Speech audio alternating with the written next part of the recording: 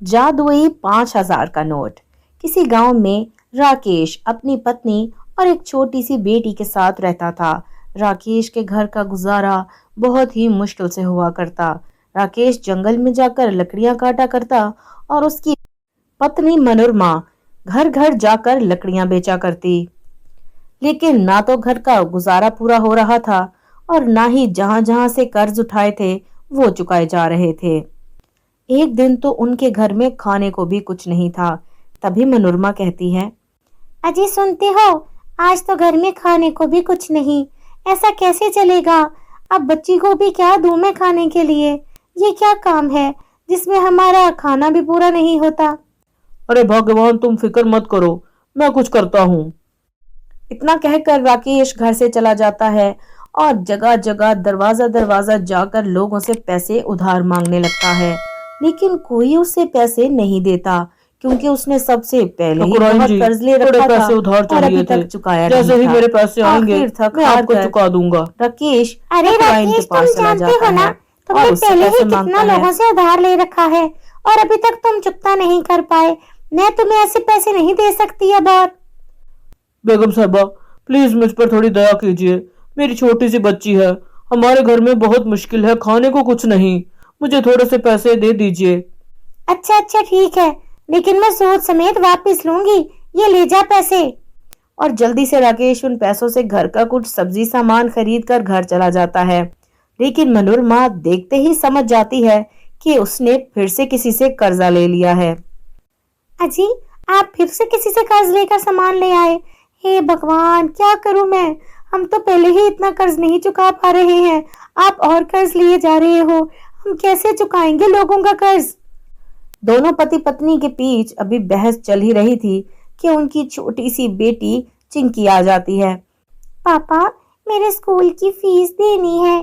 Teacher कह रही थी अगर फीस जमा नहीं कराई तो मुझे स्कूल से निकाल देंगे। आज आप मेरी फीस लाजमी जमा करवा दे। अच्छा, फीस जमा करा दें तेरी? घर में खाने को है कुछ नहीं, तुझे पढ़ाइयों की पड़ी है। तेरी पढ़ाइयों के खर्चे कहाँ से पूरे करें हम? चुप करके घर में बैठ और अपने बाप के साथ जाकर मेहनत कर, कुछ पैसा कमा। बहुत होगी तेरी पढ़ाई, बस कर दे। माँ से इतनी डांट खाकर चिंकी रोते हुए घर से चली जाती है और उधर मनोरमा सर पकड़कर बैठ जाती है। अजी, आपको क्या लगता है, क्या मुझे दुख नहीं होता अपनी बच्ची का दिल दुखाकर? क्या मैं नहीं चाहती वो अच्छी पढ़ाई करे? मैं कितनी बार आपसे कह चुकी हूँ हम शहर चले जाते हैं, वहाँ कोई अच्छा काम ढूंढ लेंगे, बच्ची की पढ़ाई का भी काम हो जाएगा। लेकिन आप हैं कि सुनते ही नहीं। मनोरमा, तुम कैसी बातें करती हो? हमने जितना कर्जा लोगों का देना है, तुम्हें क्या लगता है वो हमें गांव छोड़कर जाने देंगे? फिर अब क्या होगा? अब हम कैसे करेंगे इस मसले को हल? दूसरी तरफ हाथ में कुल्हाड़ा पकड़कर चिंकी जंगल में लकड़ियां काटने पहुंच जाती है। ये पेड़ सूखा हुआ लग रहा है, इसी को काट लेती हूँ। तभी उसे एक पेड़ के नीचे एक तांत्रिक बाबा बैठे दिखाई देते हैं। बाबा, आप यहाँ पेड़ के नीचे क्यों बैठे हैं? आपकी जिंदगी में क्या मुसीबत है जो आप यहाँ बैठे हैं? बेटी, हर इंसान अपनी जिंदगी में कोई ना कोई मसलों से दो चार रहता है और अपने लिए दुआ ही करता रहता है। जैसे तुम हो वैसे ही हम हैं। तुम बताओ, तुम्हें क्या मसला है बेटा? चिंकी उसे अपने घर की सारी घटना बताती है और कहती है, बाबा, आप तो बहुत बड़े हो, आप मुझे कोई वरदान दो ताकि मेरी मुश्किलें आसान हो सकें। ठीक है बेटी, मैं तुम्हें एक वरदान देता हूँ, तुम उसे सोच समझ कर काम लेना। बोलो, तुम्हें क्या चाहिए?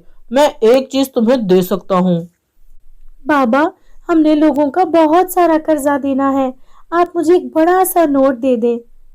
बाबा उसकी बात सुनकर हंसने लगता है और तभी कोई जंतर मंतर करता है और सामने 5,000 का एक बड़ा सारा नोट प्रकट हो जाता है। इतना बड़ा नोट देखकर चिंकी हैरान रह जाती है। अरे बाबा, मैंने आपसे ये कहा था, बड़ा नोट मतलब बहुत सारे पैसे। आपने तो मुझे इतना बड़ा नोट दे दिया। अरे बेटी, तुमने मुझसे जो मांगा मैंने दे दिया, लेकिन तुम इसे अपने घर ले जाओ। तुम इससे जितने पैसे मांगोगी तुम्हें ये नोट दे देगा। 5,000 का नोट उठाकर खुशी खुशी चिंकी घर आ जाती है और अपने माता पिता को दिखाती है। इतना बड़ा नोट उन्होंने भी अपनी जिंदगी में कभी नहीं देखा था। अरे, ये इतना बड़ा नोट कहाँ से ले आई 5,000 का? चिंकी अपने माता पिता को सारी बात बताती है। उसका पिता को तो जैसे उस पर विश्वास ही नहीं होता।